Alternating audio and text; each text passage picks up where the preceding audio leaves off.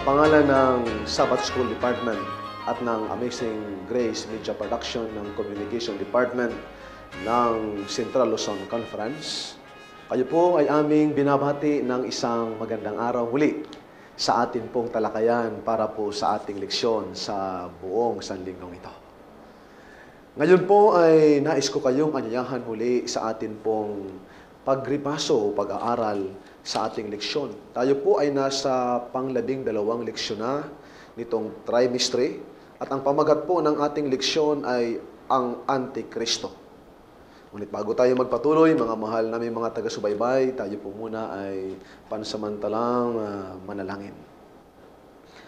Ama naming Diyos, kami po ay nagpapasalamat sa inyo sa oras na ito, na kami po ay minsan binigyan ninyo ng pagkakataon upang aming sariwain ang inyong mga salita. Ang amin pong dalangin, Ama, ay ipagkaloob mo sa amin ang iyong mayamang pagkaunawa, ang iyong makalangit na karunungan at ang inyong gabay ng inyong banal na Espiritu na magbibigay sa amin ng buhay sa amin pong pagkakilala at panampalataya sa inyo. Maraming salamat, Ama, sa katiyakan na kayo po isa sa amin sa oras na ito, sa pangalan ng aming Panginoong Hesus. Amen. Gaya po ng aking sabi sa inyo kanina, ang atin pong pag-aaralan ngayon ay pinamagatang ang Antikristo. Kung inyo pong natatandaan pa, ang atin pong pinag-aralan noong nakalipas na sanglinggo ay may kinalaman po sa mga pangako sa pag-uusig o sa mga pinag-uusig. Ngayon po ay atin pong ipagpapatuloy ang ating pag-aaral sapagkat tila bagay ang atin pong pag-aaral ngayon ay halos may kaugnayan doon po sa ating pinag-aralan noong nakaraang sanglinggo, na kung saan ay atin tiningnan noon ang Kapitulo 1 ng pangalawang Tesalonika, habang ngayon ay atin pong titingnan ang atin pong pangalawang kabanata ng pangalawang Tesalonika, mga talatang 1 hanggang 12. Ang atin pong susing o talatang sauluhin ng atin pong leksyon ay atin pong masusumpungan sa pangalawang Tesalonika, Kapitulo 2, talatang 3. Huwag kayong padaya kaninuman sa anumang paraan, sapagkat ito'y hindi darating maliban nang dumating mula ang pagtaliwakas at mahayag ang taong makasalanan, ang anak ng kapahamakan. At ang atin pong susing isipan ng ating leksyon ay, ang wika sa ating leksyon ay ganito: sa pagtutuwid ng maling teolohiya ng mga taga-Tesalonika tungkol sa mga pangyayari sa wakas ng panahon, ay inililitaw ni Pablo ang katotohanan tungkol sa pandaraya sa wakas ng panahon. Yan po ang atin pong susing isipan. Pinipilit po ni Apostol Pablong ilitaw ang mga katotohanan tungkol po sa mga pandaraya sa huling kapanahunan, lalo tigit bago dumating ang ating Panginoong Hesus. Kung atin pong papansinin ang ating leksyon, ay napakaganda po kung atin pong iisa-isahin ang mga talata sa aklat ng pangalawang Tesalonika, Kapitulo 2. Ang wika po sa talatang 1, gayong aming ipinakikiusap o sa ibang salin ay ipinamamanik sa inyo, mga kapatid, tungkol sa pagparito ng ating Panginoong Hesukristo at sa ating pagkakatipon sa Kanya. Kung atin pong titingnan, mga mahal kong mga kaibigan, ay sa talatang 1 pa lang ay makikita natin kung gaano kabigat ang damdamin ni Apostol Pablo tungkol sa mga bagay na gusto niyang iparating sa mga talatang susunod. Kaya ang wika niya, isinimula niya ito sa ngayon aming ipinamamanhik. Alam po ninyo, ang salitang ipinamamanhik ay ito po ay medyo mayroong malalim na implikasyon, lalo tigit sa kalagayan ni Apostol Pablo. Dahil marahil sa ating kapanahunan, ang salitang ipinamamanhik ay ipinakiusap. Taling istorya ay mayroong mabigat na kahalagahan ang isang bagay kung ito ay iyong ipinamamanhik sa mga tagapakinig. Kaya ang wika ni Apostol Pablo, ipinamamani ko. Ibig sabihin, ito'y isang bagay na kailangan ninyong mabigyan ng pansin at ako'y nakikiusap sa inyo. Ano po ang kanyang ipinakikiusap? Ito po ay may kinalaman sa mga bagay pagparito po ng ating Panginoong Hesus. At ang wika nga niya dito patuloy sa huling bahagi, sa ating pagkakatipon sa Kanya. Ano po ang tinitingnan ni Apostol Pablo nang sabihin niya sa pagkakatipon sa Kanya? Tinitingnan niya, mga mahal kong mga kaibigan, yung panahon na tayo bilang mga manampalataya ay magkakasama, magkakatipon sa iisang adhikain na tayo po ay sasalubong na sa ating tagapagligtas. Kaya nga ang wika, dahil gusto ni Apostol Pablo na pagdating ng mga panahong yaon ay tayo bilang isang iglesia ay nagkakaisa at tayo ay nasa isang espiritu ng pagiging isang pamilya bilang mga manampalataya. Ganito po ang kanyang patuloy na wika sa talatang 2. Upang huwag kayong madaling makilos. Ano po? Anong dahilan bakit siya namamanhik sa mga taga-Tesalonika? Upang ang wika rito ay mayroon siyang ilang mga dahilan. Upang huwag kayong madaling makilos sa inyong pag-iisip. At huwag din naman kayong mabagabag maging sa pamamagitan man ng Espiritu o sa pamamagitan man ng salita o sa pamamagitan ng sulat na waring mula sa amin, na wari bagang nalalapit na ang kaarawan ng Panginoon. Kita po ninyo mga mahal kong mga kaibigan. Ang wika ni Apostol Pablo, ipinamamanhik ko na sa panahon na ating hinihintay ang pagdating ng ating Panginoong Hesus, ay sa pagdating ng panahong ito, ay sana'y huwag tayong makilos ang ating pag-iisip. Alam ninyo, sa ating kapanahunan, ang ating mga pag-iisip ay tila bagay madaling makilos, lalo't higit sa mga bagay-bagay na iniaalok ng sanlibutan sa atin. Marahil ngayon ang ating pag-iisip ay gusto nating sumunod sa Panginoon. Ngunit sinong makapagsasabi na baka bukas pangalawa ang ating pag-iisip ay malayo na doon sa kagustuhan ng Panginoon. Kaya sabi ni Apostol Pablo, huwag makilos ang iyong pag-iisip. At ang kanyang patuloy ay huwag din naman kayo mabagabag. Huwag naman tayo mabagabag. Alam niyo, hindi natin may pagkakaila na sa huling kapanahunan, bago dumating ang ating mapalad na pag-asa, ay ang mga mananampalataya ay makakaranas ng kabagabagan. Kabagabagan sa maraming mga kadahilanan. Gaya nga ng ating pinag-aralan noong nakaraang sanlinggo, ang mga mananampalataya ay daraan sa isang matinding pag-uusig. At ang mga pag-uusig na ito ay maaring magdala sa atin ng mga kabagabagan sa atin pong pananampalataya. At ang wika patuloy niya ay maging sa pamagitan man ng Espiritu. Mga Espiritu, ito po'y Espiritu na kung saan ay naghihikayat sa atin upang tayo'y tumalikod sa atin pong matagal nang tinanggap na katotohanan. Kaya ang wika ni Apostol Pablo patuloy, kaya namamanhik sa patuloy, ang wika niya, sa pamamagitan man ng salita. Sa ating kapanahunan, tila bagay, ang mga salita ay talagang dahilan sa mga bulaklak na mga salita, madali tayong mahikayat sa pagsunod sa isang bagay o pagtanggap ng ibang katotohanan. Kaya mag-ingat po tayo, sapagkat sa huling kapanahunan, ito po ay mangyayari sa atin, na huwag sana tayong mahikayat sa pamagitan ng mga mapanghikayat ng mga salita. At ang wika rito, Apostol Pablo patuloy, sa pamagitan ng sulat na waring mula sa amin. Ito po ay matinding babala ni Apostol Pablo.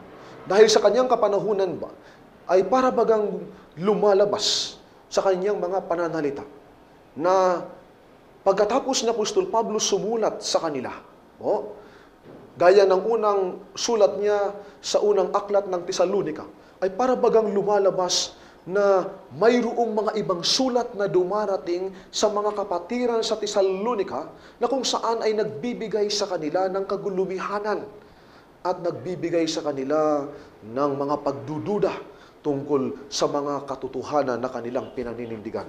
Kaya ang wika ng Apostol Pablo, huwag kayong maniniwala basta-basta sa mga sulat na tila bagay para bagang ito'y mula sa amin.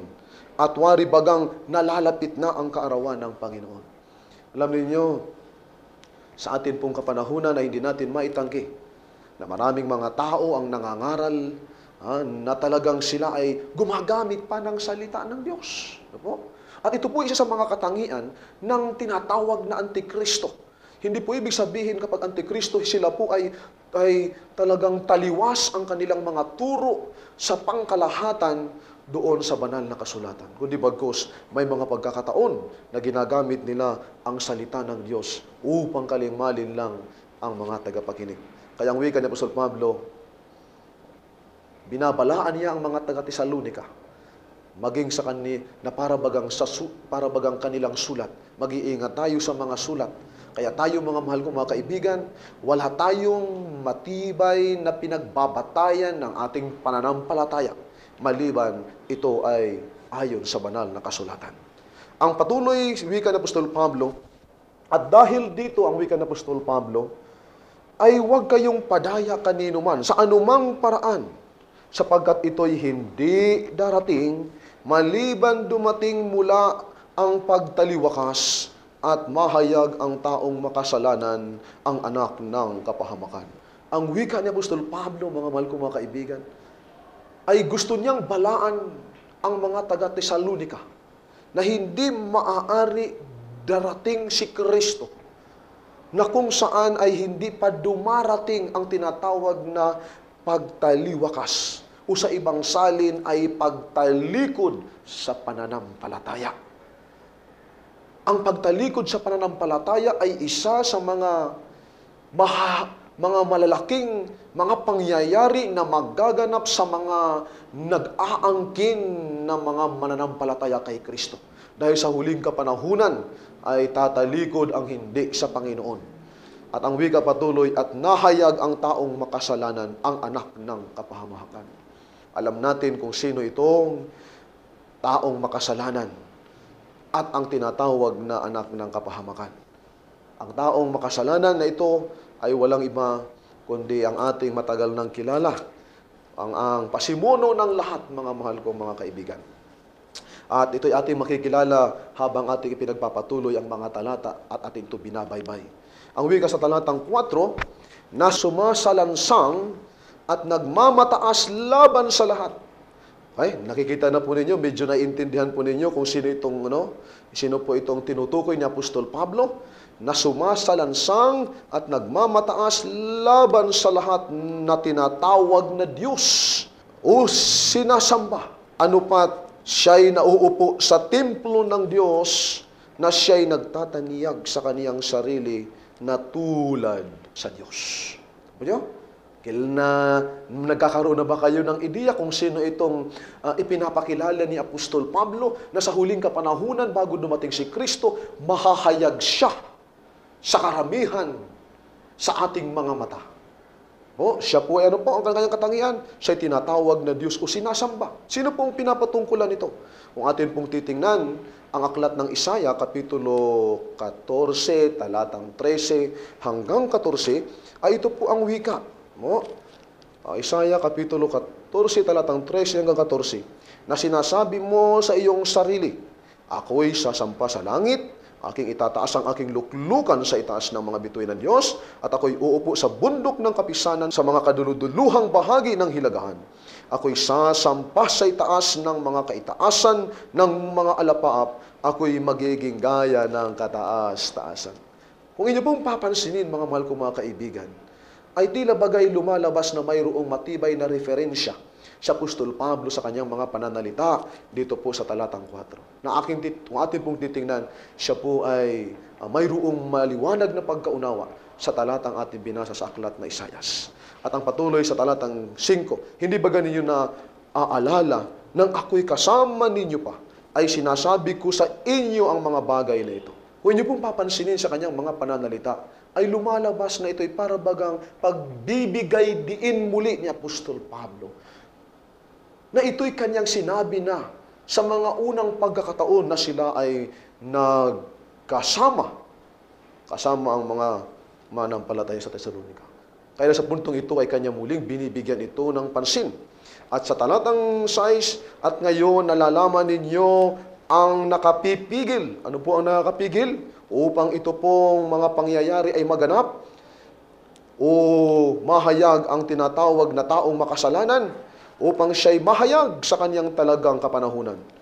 At ang talatang 7 nagsasabi, sapagkat ang hiwaga ng kasamaan ay gumagawa na, lamang may pumipigil ngayon hanggang sa alisin ito. Ano po yung sinasabi ng talatang 6 hanggang 7 na pumipigil para mahayag? Para mahayag sa takdang kapanahunan itong tinatawag nating Antikristo.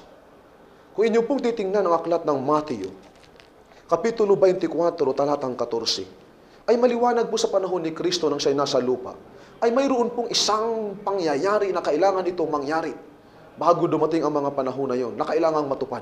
Ang sabi sa talatang 14, at ipangangaral ang ebanghelyong ito ng kaharian sa buong sanlibutan sa pagpapatutuo sa lahat ng mga bansa, at kung magkagayoy, darating ang wakas.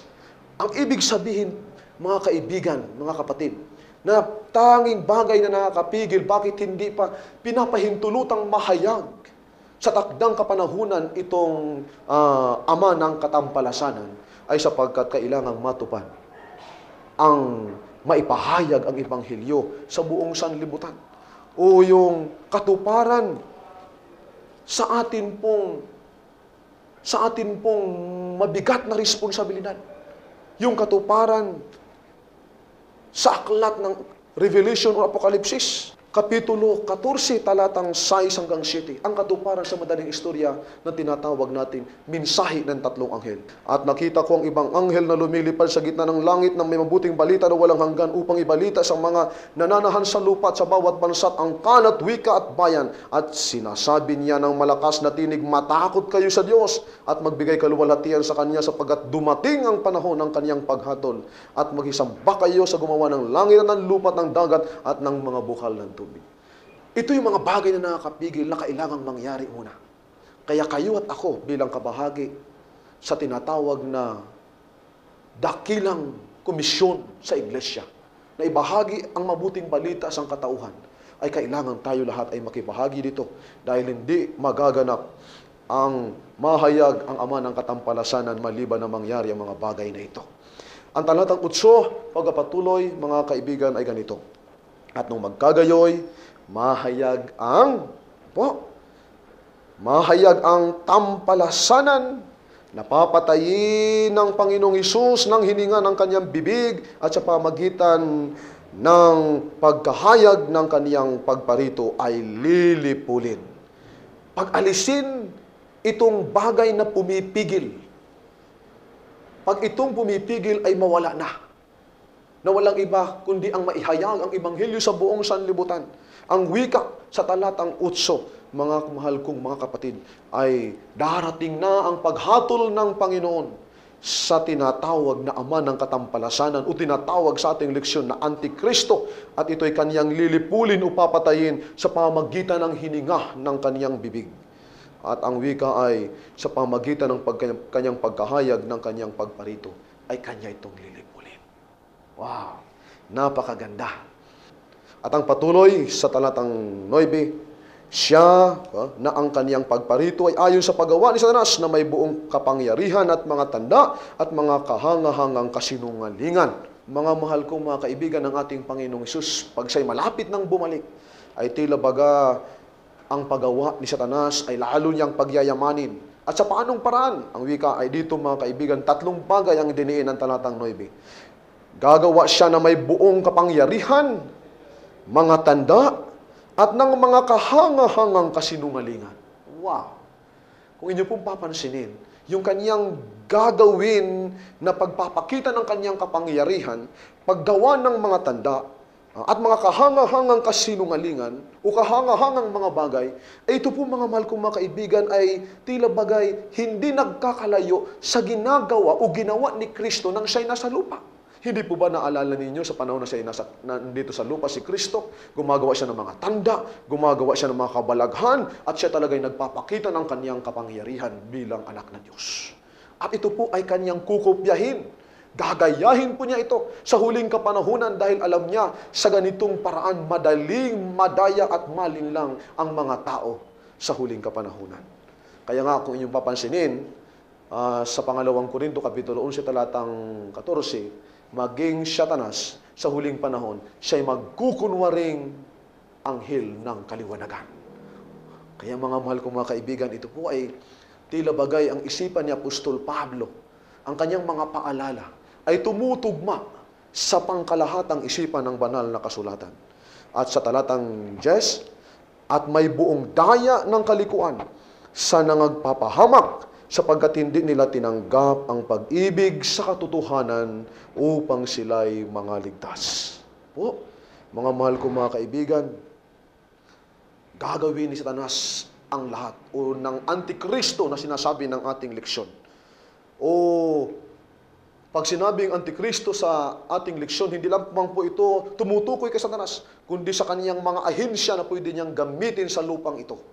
Maaaring ito ay sa pamagitan ng kapangyarihan o maaaring sa pamagitan ng tao.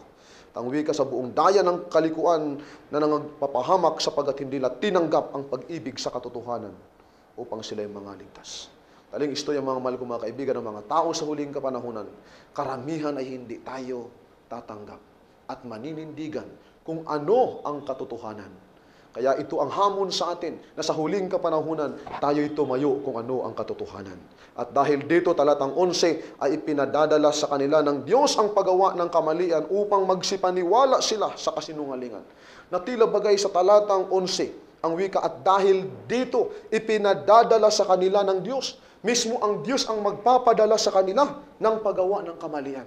Para bagang lumalabas na ang Diyos, kung ating titingnan lamang sa kabilang banda, para bagang ang Diyos ang gagawa pa ng paraan para yung kamalian na gusto nilang gawin ay magawa. Pero hindi po yun ang ibig sabihin ng talata o intensyon.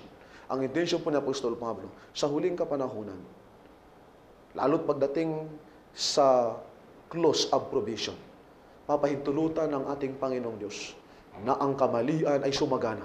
Kaya nga ang wika sa ibang bahagi ng Biblia, ang masama ay magiging masama at ang mabuti ay magiging mabuti. Sapagkat papahintulutan ng Diyos na ang gumagawa ng masama ay maging masama. Anong dahilan ng Diyos? Sa talatang 12, sa huling talata ng ating leksyon, ay ganito pong sabi, upang mga hatulan silang lahat na hindi nagsisampalataya sa katotohanan, kundi nangalugod sa kalikuan. Ano po ang dahilan kung bakit papahintulutan ng Panginoon? Upang sa gayon, dumating sila sa lundo ng kanilang kasamaan at makita nila kung gaano kabigat ang paghatol ng Diyos na ipagkakaloob sa kanila dahil ito ang nararapat sa kanila sapagkat sila'y tumalikod sa katotohanan at sila'y nag-impluwensya ng panghihikayat pa sa ibang tao upang maraming mga hinirang ng Diyos ang humiwalay pa sa Kanya. Mga mahal kong mga kaibigan, ito po ang buod ng ating leksyon kung atin lang po titingnan. Ang Antikristo, ito po ang mga gawa ng Antikristo. At ako'y naniniwala kahit papaano sa pamagitan ng ating leksyon, nagkaroon kayo ng karagdagang kaalaman o nasariwa ninyo ang atin pong pagkakilala sa Antikristo dito sa ating leksyon. Kaya mga malungkong mga kaibigan, ito po ay may malaking kaugnayan. Kaya kailangan natin ito maunawaan. Mayroon ito malapitang ugnayan sa malapit na pagbabalik ng ating Panginoon. Ang idinidiin niya Apostol Pablo sa pagkatapos, mga mahal ko mga kaibigan, mga kapatid, ay hindi po para ipakita ni Apostol Pablo ang mga pangyayari o mga detalyeng pangyayari, pagkakasunod-sunod ng mga pangyayari, o upang ipakita sa atin ang eksaktong panahon kung kailan darating si Kristo. Kundi ang intensyon ni Apostol Pablo ay magkaroon tayo ng matibay na paninindigan o kapasyahan sa kapanahunang ito. Sapagkat pagdating ng panahon na ang ama ng katampalasanan ay mahayag na ng lubusan, ay gusto ni Apostol Pablo na matiyak na pipiliin natin na tumayo sa panig ng Panginoon. Kaya mga mahal kong mga kaibigan, ang aking dalangin sa ating leksyon, sana ay sa dulo ng ating pag-aaral na ito, masumpungan natin ang ating mga sarili na tumatayo tayo sa panig ng Diyos. At anuman ang mangyari, hindi tayo magpapalinlang sa gawa ng kaaway. Maraming salamat po muli sa inyong pagsubaybay ng ating leksyon. At tayo po ay magtatapos at nais kong tapusin ang ating leksyon sa pamagitan muli ng pananalangin. Ama naming Diyos, maraming salamat po sa inyong pagsubaybay at sa inyong paggabay ng amin pong pagripaso ng mga leksyon sa buong sanlinggong ito. Ama, maraming salamat na kami po'y binigyan ninyo ng babala at kami po ay inyong pinaalalahanan na kailangan po naming manindigan kung ano ang katotohanan upang matiyak namin sa huling kapanahunan bago kayo mahayag sa mga alapaap na pipiliin naming tumayo sa iyong panig. Dahil sa ganitong bagay lamang namin matitiyak na kami ay tatanggap ng iyong mga pangako at pag-asa ng buhay. Ama, maraming salamat po sa inyo pong pagmamalasakit sa amin na nais po ninyong maihanda ang bawat isa sa amin bago mahayag ang aming Panginoong Hesus. At amin po ito dinadalangin sa inyo sa pangalan ng aming tagapagligtas at Panginoon ng aming buhay, sa kay Kristo Hesus. Amen.